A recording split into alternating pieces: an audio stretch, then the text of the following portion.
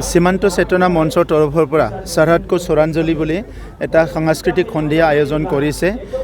এই সাংস্কৃতিক সন্ধিয়া সাংস্কৃতিক প্ৰগ্ৰাম ইয়াৰ আগত ধুবুৰী, ইয়াৰ আগত গোৱালপাৰাত অলৰেডি হৈ গৈছে, ইয়াৰ আগত ওদালগুৰিত, আৰু এইটো তৃতীয় প্ৰগ্ৰাম। আৰু সৰহদ মানে বৰ্ডাৰ হয়, তো বৰ্ডাৰত থকা বিভিন্ন জাতি জনগোষ্ঠীৰ মাজত সমন্বয় আনা আৰু সেই বিভিন্ন জাতি জনগোষ্ঠীৰ মাজত এটা বিশ্বাস, এটা মৰম স্নেহ এইটো ঘূৰাই অনাৰ কাৰণে এই প্ৰগ্ৰামটো সীমান্ত চেতনা মঞ্চে লৈ আছে। আজি ইয়াত আহি পেলাই খুব আনন্দিত হৈছোঁ।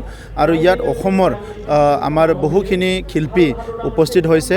আমাৰ সকলোৱে চিনি পায় জিতুল সোণোৱাল ডাঙৰীয়া, বিদ্যাসাগৰ ডাঙৰীয়া, পদ্মশ্ৰী দুলাল মাংকি ডাঙৰীয়া, তেনেকুৱা বহুত শিল্পীসকল আহি উপস্থিত হৈছে। আৰু এই অঞ্চলৰ ৰাইজৰ দুখ বেদনা, বিভিন্ন ভয় শংকা এইবিলাক দূৰ কৰি পেলাই এটা সমন্বয়ৰ এটা বাতাবৰণ এটা সৃষ্টি কৰাৰ লগতে এই অঞ্চলৰ ৰাইজক মৰম স্নেহ বিশ্বাস ঘূৰাই অনাৰ কাৰণে তেনেকুৱা এটা প্ৰগ্ৰাম লোৱা হৈছে। মই তেখেতসকলক ধন্যবাদ জনাইছোঁ আৰু সকলোলৈ ৰঙালী বিহুৰ শুভেচ্ছা মই জনাইছোঁ।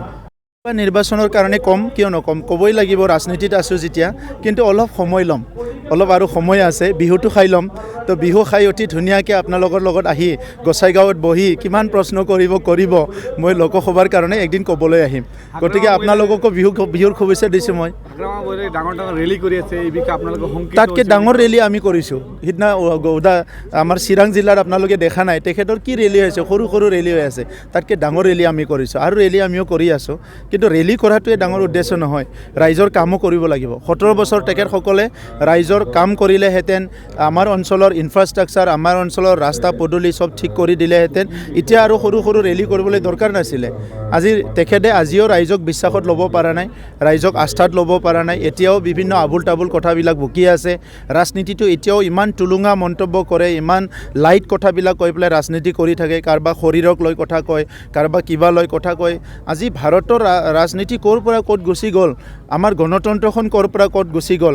এনেকুৱা সময়ত আৰু তেনেকুৱা তৰল কথা কৈ পেলাই ৰাজনীতি কৰাৰ কোনো জেগা নাই। তো সেইকাৰণে আমি এইটো লৈ পেলাই একো চিন্তা নকৰোঁ। আহি থকা সময়ত BPFক লৈ একো চিন্তা কৰিব লগা নাই।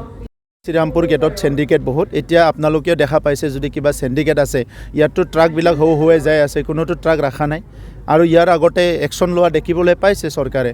গতিকে আজি তেখেতসকলে আগৰ কথাবিলাক, আগৰ মেমৰিবিলাক পাহৰিব পৰা নাই। চ' আগৰ মেমৰিবিলাক আহি থাকে আৰু সেইটোকে গাই দিয়ে আৰু সেইটোকে আপোনালোকে দেখা পায় যে এনেকুৱা হৈছে। আপুনিতো নিজে জানে না, ষ্টৰিটো আপুনি কৰক।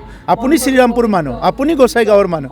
গতিকে আজি প্ৰমীলা ৰাণী ব্ৰহ্ম ডাঙৰীয়ানী ক'ব লাগে নেকি? কিবা ষ্টৰি হ'লেতো আপুনি আগত কৰিব না, আৰু তেখেতেতো ক'ব লগাই নাই। বেলেগ কাম আপুনি কৰি আছে, ধুমুহা হৈছে, টিং ফুটিছে আপুনি কৈছে, কিবা ৰায়মানাত কিবা হৈছে আপুনি কৈছে, তাত কিবা এটা হৈছে আপুনি কৈছে। গতিকে ইয়াত প্ৰমীলা ৰাণী ব্ৰহ্ম ডাঙৰীয়ানী আহি ক'ব লগা বুলি কি কথা আছে? কিবা থাকিলে আপুনি ক'ব এইটো।